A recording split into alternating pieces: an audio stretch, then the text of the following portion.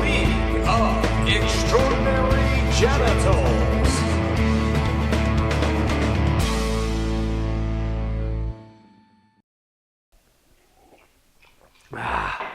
Welcome, ladies and gentlemen. It is week 2. We are officially all systems go for fantasy football. I am your commissioner, as always, John David Brake, and I'm already sick of doing these videos. All right, well, we had an exciting week last week. Michael Griffin, Peyton Manning put up probably the highest total of points in fantasy football history, scoring him 70 points. And Michael Griffin got himself the highest scoring award for the week on NFL.com. Boy, I never thought I'd see that day. And yes, I was wrong. Good for you picking Peyton Manning first pick. Whoop-de-doo, Captain Hindsight. Let's see if he can score 70 points for the next 2 games even. Anyways, very angry, very agitated. Let's just go to the matchups. All right, week 2 underway. Let's highlight the first matchup. Party like a Gronk star versus newbie Indo Whedon. Man, another great jump cut. I love it. Good job, guys in the control room who don't exist.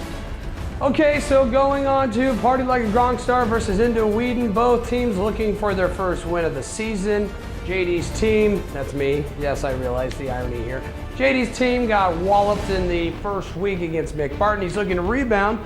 Not probably going to happen with Tony Romo if he's not going to play. It looks like a rib injury. Everything was negative. The three-headed monster, however, is going to save him this game with Des Bryant, AJ Green, and Vanny Jack. All having big games. Well, except for Des Bryant, too busy thinking about punching moms. But look for him to rebound if he is also healthy. His injury was also negative on the x-ray. Only problem is his starting running backs, Monty Ball and Giovanni Bernard. When are they going to get going? We know it's going to happen at some point. How long am I going to be patient and keep starting them every week? Let's go to the other side of the ball. Eric DeVault, that's his name. Browns fan, and looks like he's used to losing, and he's going to get used to it again this week. Eli Manning, maybe if he throws as much as he does against Dallas last week, he might put up at least 25 to 30, depending on how many turnovers. Matt Forte running against the Minnesota Vikings. Alfred Morris, can he hold on to the frickin' ball against the the Green Bay Packers? And Alshon Jeffrey's on the bench for Little just because he's a Browns player? Come on, use your head, DeVault, you muck. All right, he's going to lose this one. I'm taking myself to win 163 to 132. All right, John Dahlgren and Team Dog, or Solid as a Rock, which I'm never going to announce. It's Team Dogs, it always will be. Got his first ever win here in the LEG, and he is taking on Jack at Shades of Cyrus Gray. This is going to be a close matchup here. There's a lot of give and take on both sides. Aaron Rodgers going against the Redskins. He's probably going to have a better game than he did against the Niners. Run DMC, he looked pretty mediocre, but that's better than suck. He's running against, speaking of suck, the Jacksonville Jaguars. Also, speaking of Jaguars, MJD on the other side of the ball is going to be running against the poor Oakland Raiders. The defense looked okay against the Colts, front 5. We'll see, different team. Also, Kellen Winslow going against New England Patriots. The soldier is back. Kellen Winslow looks like he is in tip-top shape. I look for him to have a big game against the Patriots. Speaking of Patriots, Julian Edelman. Now that Amendola is not going to play Thursday night, Pat, hint, hint. Thursday night, looks like Julian Edelman is going to play a large role in the Patriots passing game. That's going to be enough for Jack to take this one. I like him 185 to Dahlgren's 169. Next matchup, Mick Barton, who will be my guest today, stay tuned for that, and KY Hilton 1-0, going against the Stone Cold Punters with a very disappointing start, just like the San Diego Superchargers. Mick running Kaepernick. Kaepernick had a fantastic game. There's no argument against that. He always does against Green Bay. I guess they just can't figure him out. However, there is one team that has figured him out. It's the Seattle Seahawks, and that's who he's playing in week 2. Darren Sproles of the Tampa Bay Buccaneers looks to get a lot of points from Breeze, who's on Nesson's team, so this is going to be a pretty frustrating game unless Sproles decides to run for 150 yards with a touchdown, which I doubt will happen. Demaryius Thomas had a huge game late with Peyton Manning's outburst going against the Giants. He's got Demaryius Thomas and Megatron going against the Arizona Cardinals. Megatron had one of the most disappointing games of all time for a first-round pick. He's not going to have another one in a row. I look for him to rebound. Jason Witten, holy cow, against the Kansas City Chiefs. Too many weapons on Mick's side against Allen Nesson with Drew Brees. David Wilson, he's probably not going to play. They're talking about bringing back Willis McGahee for crying out loud. He can't hold on to the ball. He might not even get to touch the ball. Also, Cameron, the tight end for the against the Ravens on the Dolphins. Now, it is the Colts defense. He could put up 20, 25 points. This is going to be a huge blowout. I think Mick's probably going to score at least 190 points. I look for him to win 190 to 152. That's a blowout. Moving on to the Gridiron Maidens versus the Woolly Mammoths. Poor James and the Woolly Mammoths had a good scoring output, but unfortunately they came into the human bacon buzzsaw known as Michael Griffin. Aubie running Joe Flacco against the Browns. Somebody's going to win in that division. I look for the Ravens to be the first team. Stevan Ridley against the Jets on Thursday night. Now more than ever, this guy's the go-to running back now that Shane Vereen's out for 4 weeks.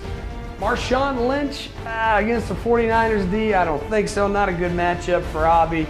But Jimmy Graham going against the Tampa Bay Buccaneers. He's going to run wild like Hulkamania, brother. And on the other side of the ball, James running with Andrew Luck against Miami Dolphins. Looks like Luck in this new offense has assured up his efficiency and it's a completion percentage, which is highly rewarded in this league. Chris Johnson running against the Houston Texans. Did Chris Johnson even do anything last week? I didn't hear. Julio Jones going against St. Louis Rams. Julio had a good game. Poor Roddy White had to sit on the bench and watch him get all the points. Vernon Davis against Seattle Seahawks. That's probably going to be the key factor to their win over the Seattle Seahawks if Kaepernick and Vernon Davis can get things clicking. This is a really, really close game. And just like I debuted last week, I'm going with this week's The Edge player matchup. Yeah, see, I got the music there. So, this week's Edge player is Miles Austin. Miles Austin is going against the Kansas City Chiefs. There's a ton of matchups here that wash out, in my opinion. I think if and only if Miles Austin has a good game, I look for James to take this one. Unless Aubie, if he can't, Aubie's going to win this one. But let's say Austin Miles has a good game.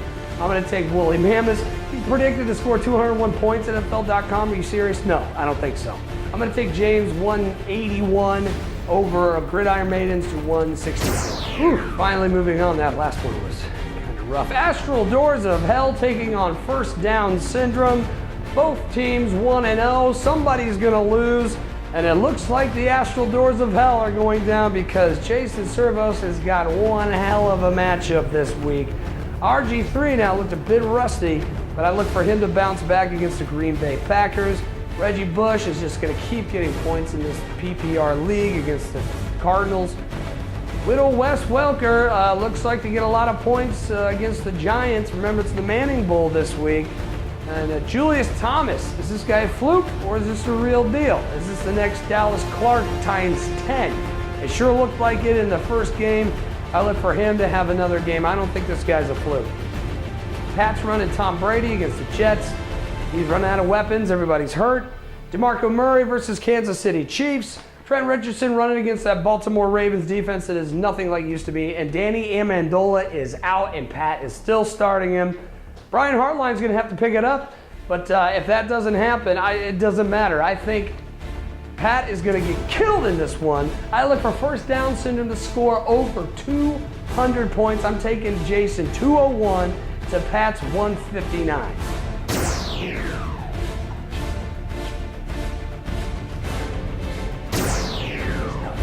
Hey, there's a camera that's got a red light on it.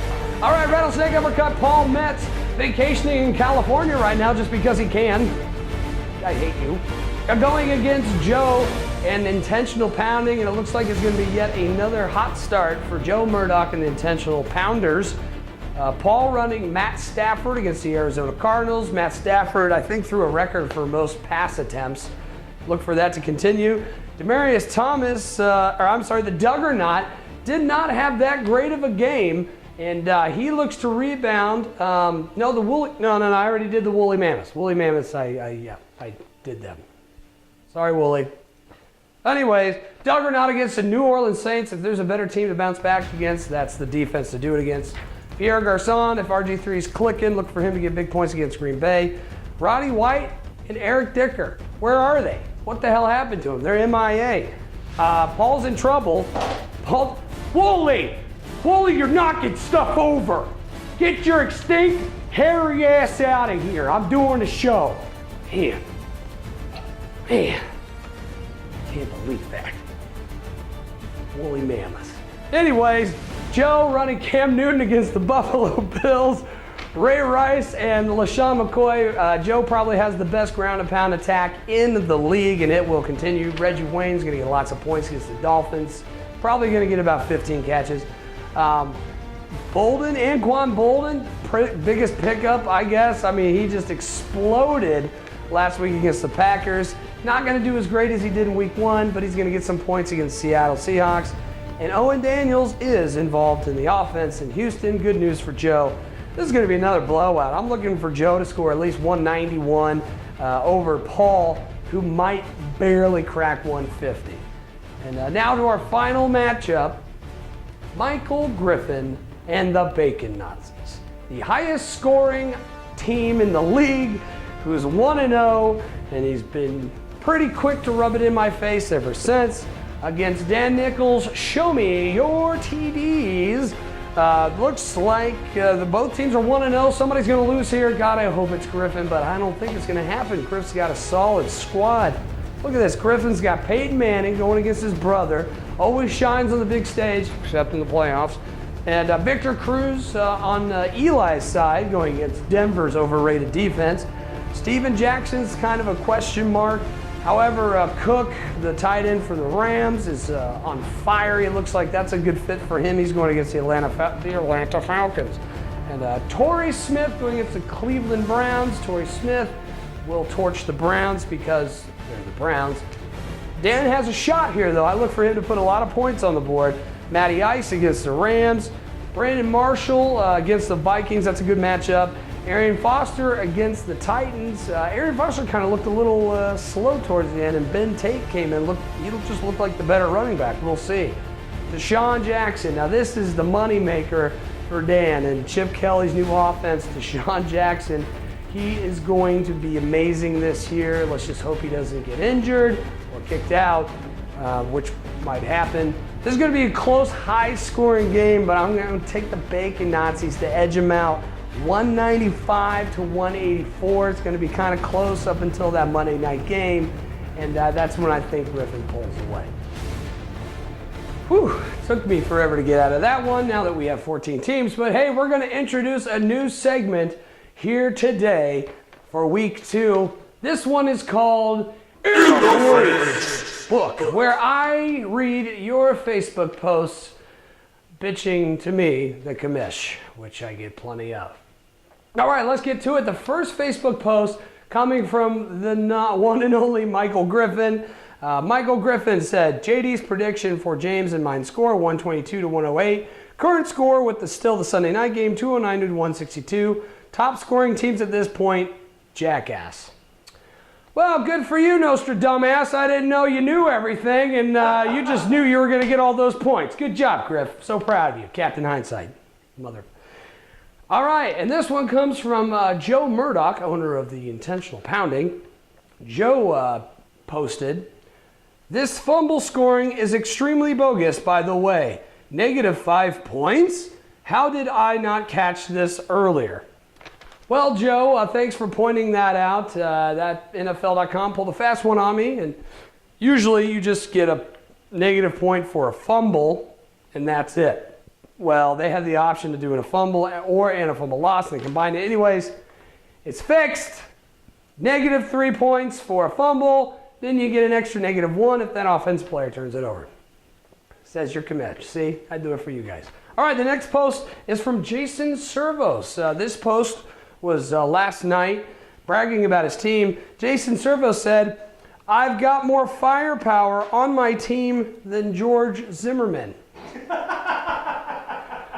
That's a little too soon. All right. Okay. This next one comes from James Yarnell. This came at like 4 a.m. Not sure what James was doing up this late. This came from James. He posted, "Can anyone identify a genital wart? Winky face." Okay. Not a doctor. I'm not sure that's really the venue to ask that kind of question. Probably a professional. You should seek professional help, period. And this last post was posted by Alan Nesson on Tuesday. "Totes just sharted my pants watching Chargers game, LOL. Philip Rivers, I will murder your entire family, ROFL, smiley face." Well, that's kind of psychotic and expected to come from Alan Nesson, but that was In the Face book. It's the Gorilla Pick of the Week. Oh yeah. Monkey pick.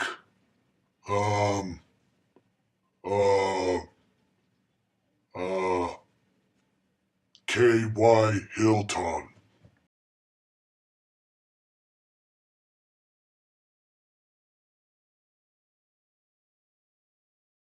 All right, well, that was Sprinkles making a first appearance here on the LEG TV. As you know, Sprinkles is always right, all of the time. Isn't that right, Servos? All right, well, let's bring out one of the owners. Every week we bring out one of you on the show, talk about the draft, and to talk trash about your upcoming opponent. Ladies and gentlemen, may I present Mick Barton. Whoa, hey, Mick. How are you doing? That was quite an entrance you had there. Sorry, you can't do that? No, I try. Oh, that's right. Teleporting's for closers. Yes, that's true. Speaking of closers, Mick, you closed it out pretty early against my team last week. And what do you think paid most of tribute to that? Was it the certain players in your draft? Yes. It was Colin Kaepernick having an amazing day. I mean, it is hard to deny that he was just so amazing.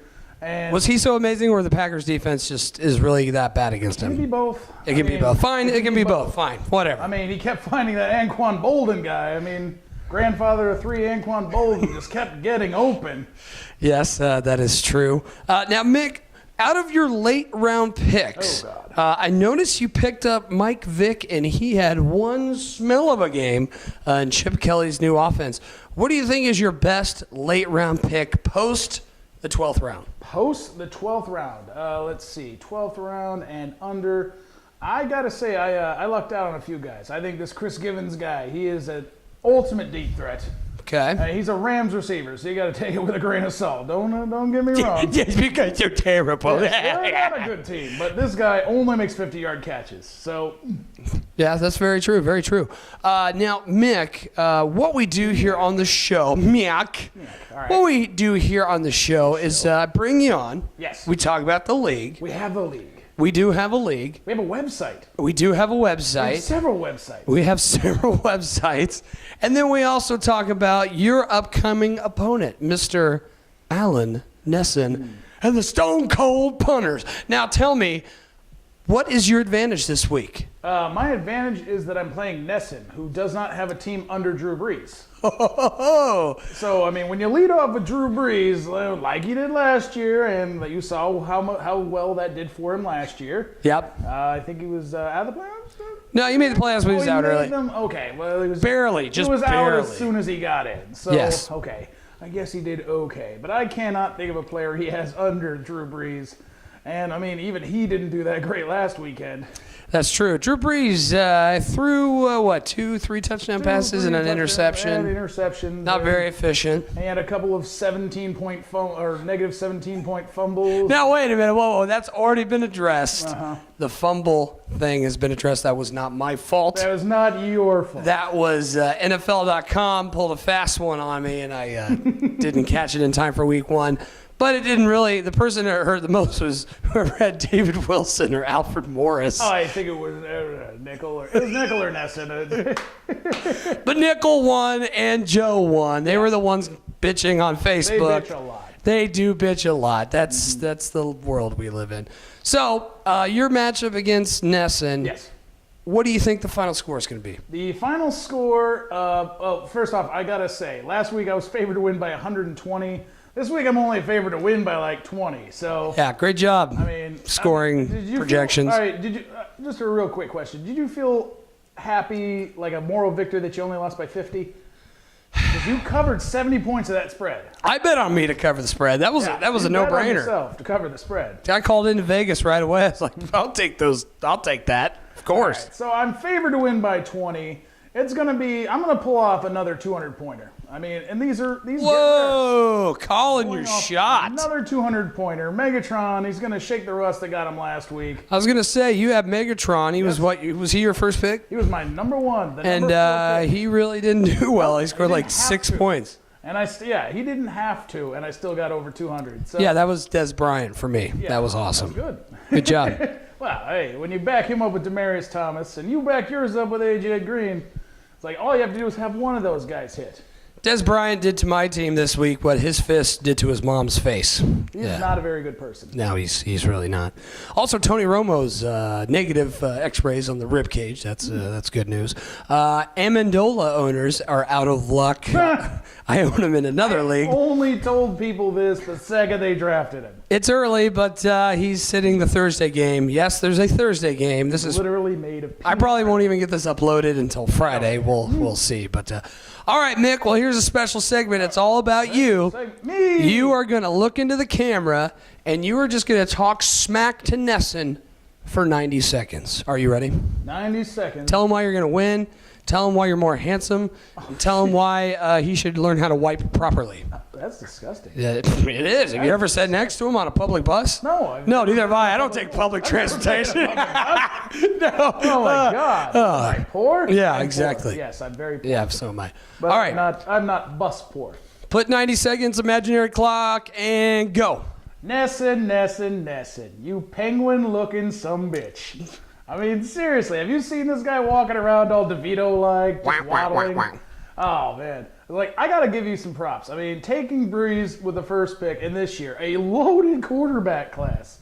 And I can get Colin Kaepernick in, like, the 8th round. I mean, seriously, that takes balls. I mean, pass up Adrian Peterson, pass up Doug Martin, pass up anyone who did good. I mean, literally.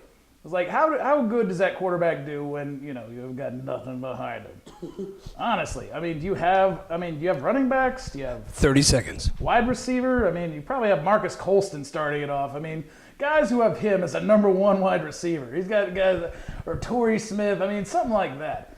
It has to be something awful. Maybe you're the guy who also takes Jimmy Smith, or Jimmy Graham. Jimmy Smith, yeah. Yeah, maybe you're the guy who takes Jimmy Graham in the second round just to keep those one guys. Oh, man. So literally, what do you have that I don't have besides charm, good looks, some money, and friends? Time's up. Oh, nice job. I'm going to win. I'm going to win. I was hoping that you were going to follow up with, yes, he actually drafted Jimmy Smits and David Caruso. Yeah. Yeah. Well, that's good. That's good. That'd be and Mark Paul Gosselaar and Ricky Schroeder and all the other people who followed him. Good job, Mick. NYPD Blue Rep. He does look like Dennis Franz, if you ever seen him, because he shows his ass all the time and no one wants to see it. That's very, very true.